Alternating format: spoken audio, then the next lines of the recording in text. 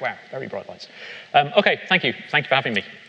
So my name's Richard Mortier, or Mort, and I'm going to talk a little bit about what we've been doing to integrate unikernels technology with Docker, trying to move it from a revolution that unikernels were to start with to more of an evolutionary path.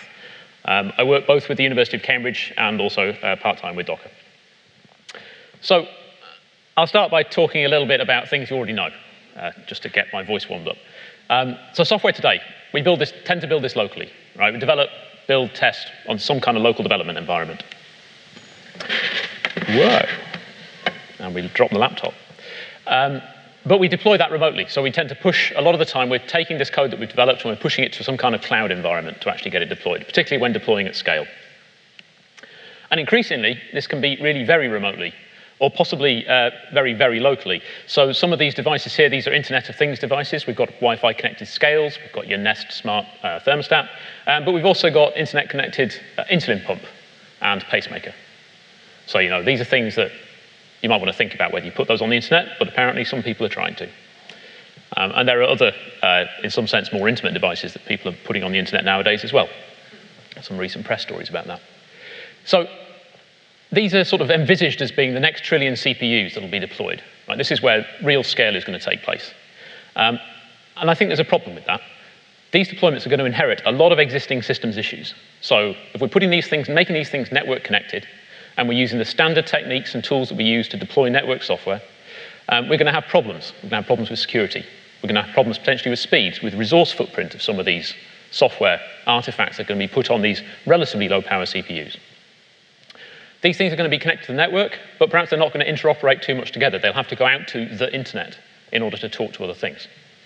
And in particular, for a lot of the things that are going to be deployed into, for example, domestic environments, into our homes, they're not really going to have professional management associated with them. There's not going to be a sysadmin sitting in everybody's home who's going to manage these things. There may be somebody who ends up taking on that role, but in many cases, they're not going to particularly enjoy it, and they're not going to be particularly well paid for doing it, I guess.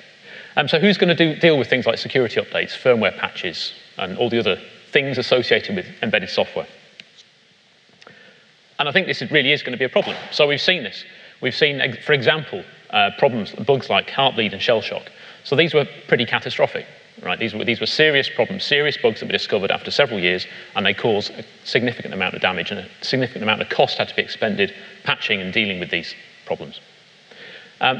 It's going to get even worse, we would claim, in terms of Internet of Things devices, because a lot of the time you're not even going to know where the devices are. They're going to be embedded in the walls of your home, perhaps, or they're going to be under the floorboards or something. You're going to have to go and find these things in order to patch them, or in order to reinstall them when the patch doesn't take, and you've got to go back in and reset them and all this kind of stuff. So there are going to be, I think there are problems on the horizon if we pursue the same line of development that we have to date, if we start applying that to these very, very widely deployed, very embedded systems. So, thinking a bit about how software has got easier for the cloud. We've taken things like monolithic software, which is composed really of lots of little components that all interact. We've started to break those things up. You end up with this kind of microservices notion, the idea that you take the little pieces of software, you spread them out, and it gives you a lot more agility to deal with the components independently and manage them independently. And Docker is one of the companies that's produced technology to make that possible, make that easier, make that approachable to a much broader set of developers and set of operations. So Docker's made that possible. So you end up with this model where you've got an application running inside some kind of container, depending on some kind of binaries and libraries it's built with, and ultimately that sits above an operating system. And the operating system is what's providing the basic system-level software platform for it to use. The problem is that even when you break up the monolith into multiple smaller components for microservices architecture, no matter how simple the API on that little component that you've split out for your monolith and built, the OS kernel is going to be a big part of that, right? In some sense, it's dependent on the OS kernel. So some numbers there that are fairly arbitrary, but the idea here is that really there are millions and millions of lines of code that underpin even a very small, simple microservices component. So Linux kernel is certainly over 20 million lines now, for example. So you're sitting on top of this thing, and this is a large software artifact. It's a large, complex software artifact. So you've got this idea that, it's the iceberg effect. You've got a small piece of code you want to run, and you've got this very large component underneath that's supporting it. So what we mean by that is that Typically, your application code sits above a lot of system libraries, but only uses components, smaller components of those system libraries. So it uses small pieces of those system libraries. In particular, small parts of the kernel. You won't exercise every single system call that POSIX has to offer, unless you're really trying. But you will depend on some of those parts of the kernel very heavily. And a number of other libraries that sit there as sort of system libraries. So things like libc, things like parts of the platform that you expect to be there, you assume are there in most cases. So really, the picture is a little bit more, possibly, like this, with the Kraken awaking underneath. And it's there, it's ready, it's a latent problem that's going to occur. It's going to sink your software, your application. So what's the underlying problem with this? Well, the starting point for us with unikernels was that really it's complexity. It's the fact that you've got so many pieces that you have to stick together, and that you end up sticking together without really realizing it. So you end up taking these dependencies on system software, system platform software, without really thinking about it. It just sort of gets sucked in by default. So you suck in the whole of libc by default. You don't really think about which bits of that you need, what the minimal set of functionalities you need to include. The same with the kernel. You end up there with the kernel sitting underneath, and you have the whole thing there, and the whole of the attack surface is there, and you didn't really get to make a choice about which bits of that were necessary. You can end up with duplication of functionality as well because of this sort of pulling in of whole large components of the system platform. So you've got some kind of multiplexing of running threads, for example, that might be present both in your language runtime, possibly exposed through kernel threads. Maybe there's a hypervisor or something running underneath, so there's another level of scheduling.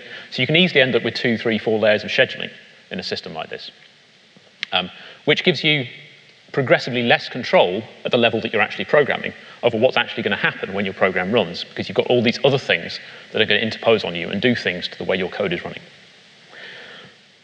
Excuse me.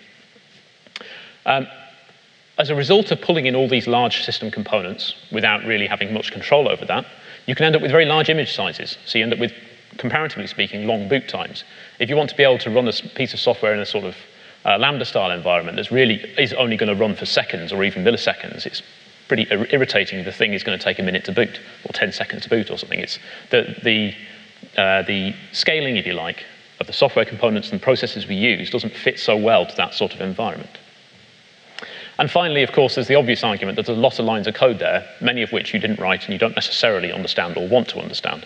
And so this leads to attack surfaces that you're not fully aware of, you don't fully comprehend when you're deploying things. And so people get surprised, nastily surprised, by bugs in Linux, bugs in Zen, and so forth.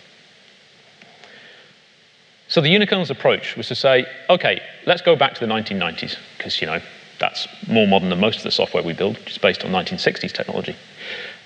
We could take the application code, we could take the operating system, and if we break the operating system up into sets of libraries, so we revisit the idea of a library operating system, then we can link in just the components that we need of that into our application. And what we end up with then is an application which boots as an OS image, but only contains the components of the OS that are actually necessary for it to do work. So if you don't need a file system, you don't link one in, then you don't have a file system, and you don't have any problems associated with the code included in the file system. If you don't need a network stack, which is admittedly probably fairly rare in many cases, but there may be embedded cases where it makes sense, then you don't link a network stack in, and then you can't be attacked over the network because you have no vector for network packets to come in. And so the core idea here is to push the management of this complexity into the language environment, essentially, so that your compiler and linker toolchain, the toolchain you use to develop your code, can take care of picking the bits you need for you, including those into the final output image, and then that's the thing that runs.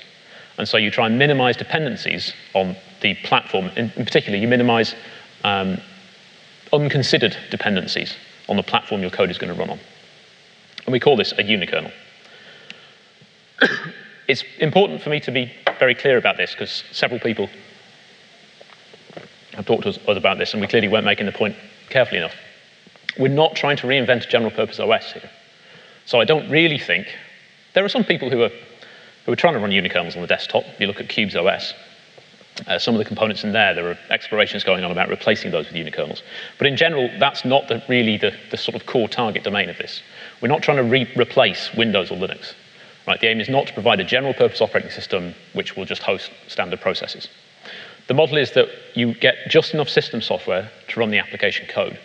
And this provides you with some benefits. So for example, when you're building and testing, you'll build and test in a normal environment. You just write the code that you would normally write, and you test it the way you would normally test it. What you have to do is exercise a bit of discipline about which libraries you use to interface with the system you're running on. So by doing that, you then allow the toolchain, when you decide to change the target of the compilation process and the linking process, you change that target, the toolchain can swap in different versions of those libraries, which now allow you to run on a different platform. But you've kept this abstraction so that you don't carelessly and without thought depend on system services. This means that in principle we can also do a lot more specialization because everything is now being made explicit to the compiler and the linker and the toolchain.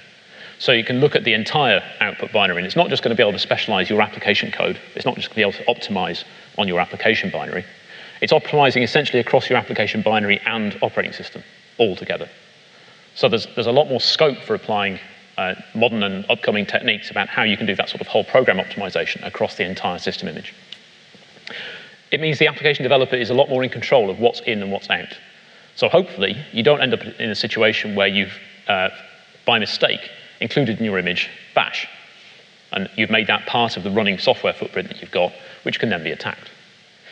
And so the basis here is that we're looking at using libraries, breaking the operating system up into libraries and allowing you to include the bits and pieces you want. We're not looking at trying to replace wholesale Windows or replace wholesale OS X or Linux. So the particular unikernel framework I'm most familiar with is called Mirage. This is using the language called OCaml. Can I get a quick show of hands? Who's programmed in OCaml before? Oh, only a few. You should try it. It's really good. What about Haskell? Anybody tried Haskell? It's even more esoteric. But there are probably slightly more of you, interestingly. Maybe more, well, as esoteric. Erlang? Okay. C++? Yeah, that figures. Okay, so there are lots of different unikernel frameworks. They tend to be language specific. Mirage is the OCaml framework. But you've got HaLVM is a Haskell-based framework for those who like Haskell. And there's one that's under very active development at the moment called IncludeOS, which is C++ based. So you can try and experiment with this technology using a lot of different language environments now. If you go to unikernel.org, there's a whole pile of others. There's some in Go, some in Erlang, and so on. But the one I'm most familiar with is this. So this is the one I'll talk about most. So it's been self-hosted at mirage.io since 2009. So this is the way that we've been trying to test what we've been building. That website is hosted, is an OCaml unikernel, a Mirage unikernel. We're up to well over 100 libraries now in terms of how we've taken the functionality of an operating system and tried to break it up into pieces. So you can use these as you would any other library in your development if you wish, but they give you this opportunity, if you restrict yourself to only these sorts of libraries, they give you this opportunity to create unikernels from them. That includes a lot of from-scratch protocol implementations. So we have our own TCP stack, we have our own IP stack, we have our own TLS stack, which I'll talk about in a minute.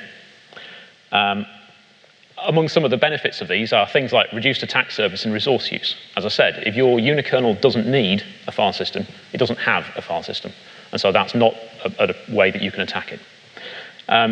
Some of the experiments we did with versions of Mirage when we were publishing academic papers about it showed, for example, you get a lot more predictable scheduling as well, because there's just fewer layers of schedulers between your code that's running and the underlying system. So you don't get things messing about with your code under your feet, essentially. And finally, because we've got this, when we were experimenting and really trying to push this abstraction layer as far as we could, I mean, the obvious first target at the time was x86 architecture with Zen providing essentially the lower layer system services that might be necessary. So simpler than a full Linux kernel. And the Zen hypervisor hosting the output of the toolchain, which was a bootable Zen machine image, a VM image. The other sort of obvious first platform to target was the standard POSIX environment, Unix, so that we could do development without having to debug virtual machines, which can be a pain. Since then, we've been able to push that to target Zen virtual machines running on ARM, for example, so we can move this into the Internet of Things arena. And some of the more curious things that we tried were, for example, targeting JavaScript as a compilation output, so you can run your unikernel in the browser. We've had people experiment with targeting Java, the JVM, as an output so that you can run on Google App Engine, and even providing kernel module ABIs so that you can write a MirageOS unikernel in OCaml and essentially have that run in the kernel on FreeBSD. Because it's all about mapping the API that you use in your OCaml program to whatever the system layer is that you're targeting. I said I'd say a little bit about the TLS stack that we built. So this was a new TLS stack written on OCaml from scratch, specifically for unikernels. It took about 6 months for the two main guys who developed it, David and Hannes. Code size is about 10,000 lines of code, which compares pretty favorably with some of the more well-known TLS stacks. Almost all the protocol is written in safe code, so almost all of it is written in OCaml, which means that there are classes of bugs that should be extremely hard to find, if not impossible to get in there, such as things like buffer overflows. There are some small pieces of the core crypto libraries that have to be written in C in order that the garbage collector doesn't give you a side channel for attacking it. And the way that it was decided to test this in real life was we put 10 Bitcoins into a wallet and embedded that private key of that wallet into a unikernel, and then put that online as a small web server and invited the internet to attack it. So there are about 100,000, well, something over 100,000 now attacks on this, and nobody's managed to break it yet and take the Bitcoins. Please do have a go if you wish. We actually have had some people add Bitcoins into the wallet, which was kind. We suspect this was people testing to see whether it was a valid wallet or not, so they could see the transaction. So this is a small extras. This is not, it's not like somebody's dropped hundreds of Bitcoins in there, unfortunately. If you imagine trying to do that with a Linux kernel module, right? This is a thing that's running as a virtual machine directly on Xen. There's no Linux involved. The equivalent thing to do would be to write your TLS stack and embed your Bitcoin private wallet into a kernel module, so it was running with kernel privileges. This would probably not be a good idea. You might expect that it would get owned reasonably quickly. So we think it's not proof of anything, of course, this is just an experiment, but we think it's evidence that it is perhaps harder. There's an incentive there to break this thing, and people haven't managed to break it after trying for quite a number of months now. I think over a year. So, the Bitcoin pinata. Do try and break it, take the Bitcoins if you wish.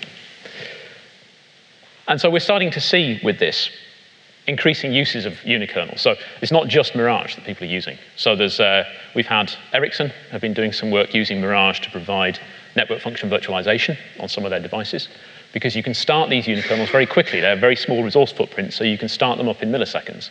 So that means that you can have a relatively small amount of software running by default on your devices, and then when the right packets come in, the right traffic pattern occurs, they can start up a unikernel to handle that specific traffic, that specific application on the device. So they start up that NFV function when necessary, and then they can kill it when it's finished.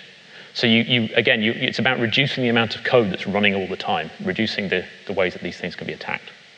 HaLVM has had some use as well in a product that comes out of a spin-out from Galwa, which is where HaLVM was developed, where the idea was that you have when you have an intruder into a network, one of the things the intruder will do is try to find the next stepping stone, right, the next thing to attack. So they'll start attacking all the things that they can find IP addresses for. Cyberchap is a way of spinning up HaLVM unikernels very quickly so that the intruder has lots and lots of things to attack and it slows them down, because all of those things that they're attacking are essentially got nothing in them. There's no value to having broken into them because they're just HaLVM unikernels that aren't really going to do anything. We've also started to see unikernel technology being used within Docker for the Docker for Mac and Docker for Windows products. Is anybody using those? Anybody? Oh, quite a few. Good. Excellent. We like to see that. So the way that those two things were built involved relying on unikernel libraries inside them, because it gave us this way to abstract across the different platforms that we got to target. So if you think about what's going on in something like Docker for Mac or Windows, there's a Linux VM running, and it's got to be mapped onto the host system services. And so doing that sort of mapping between these two environments is just the kind of thing that the abstractions that unikernel development imposes is good for, is useful for. So this was something we didn't anticipate initially, that rather than just targeting sort of cloud deployments and things out there, you can take these system libraries, these implementations, and because they're libraries, you can use them in lots of different ways. You're not limited to just deploying them as a booting OS on a hardware platform or a cloud platform.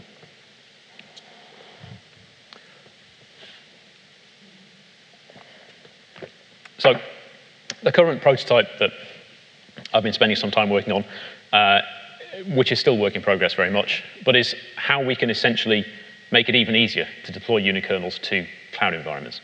So this is a website, it's a MediaWiki website for one of the university projects I'm involved with called OCaml Labs. This particular story is about Facebook's use of OCaml and their new syntax for OCaml called Reason. It's running on the Docker Cloud. That website is provided as 4 containers. One provides the MySQL backend for MediaWiki. One provides MediaWiki itself with Apache. There's a TLS tunnel to give you a TLS endpoint. And there's an HTTP to HTTPS redirector.